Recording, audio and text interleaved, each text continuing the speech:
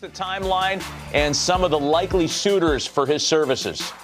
Matt and Harold, good morning. This is very likely the week when we will learn where Roki Sasaki will pitch in Major League Baseball, because Wednesday begins the international signing period for players who are classified as amateurs. And that is still the case for Roki Sasaki, given his age, which of course is a key reason why so many teams are interested.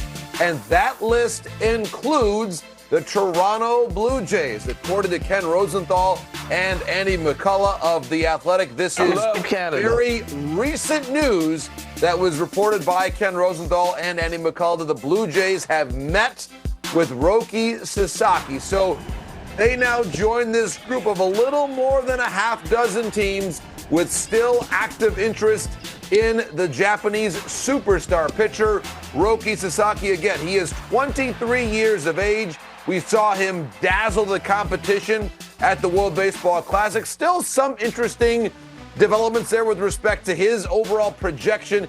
He is not necessarily a pitcher who is already fully developed in the mold of a Yoshinobu Yamamoto, but we do expect him to be one of the star rookies MLB. He's not necessarily, guys, going to sign with the biggest market.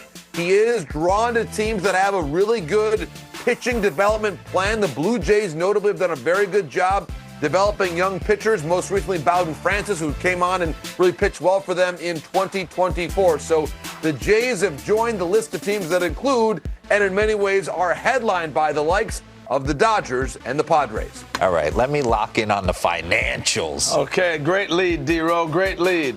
All right, we talked about this before, but it's worth bringing it back.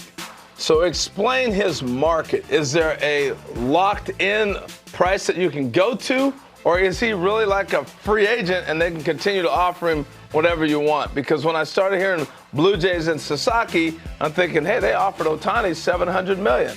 That's what most people would think. Explain the restrictions of the contract. Good call. Yes, very, very important point here, Harold, because at this moment in time, as I mentioned, that he's classified as international amateur and counts against the team's international amateur signing bonus pool. Because he is not yet 25 years of age, he cannot get the mega deal like Ohtani or Soto this winter, for example. So the signing bonus for him is likely to be somewhere in the $3 to $4 million range, maybe $5 million, but it's going to be in this narrow range because he has to fit within the confines of a team's international signing bonus pool, which is why, to be fair, Harold, a lot of teams have held off on some of their decisions about where they plan to allocate their money once the international signing bonus period begins on Wednesday, January 15th. That window runs up against now what the posting window is for Sasaki, which concludes on January 23rd. So by definition, within the next 2 to 10 days, we're going to find out where Sasaki is going to sign, and that will likely influence to some degree how teams view the rest of the free agent pool, even though, Harold, to your very important point, $3 or $4 million. It's going to be a $3 or $4 million decision, and that is where a lot of teams have to be focused because, by rule, that's the pool that he fits into.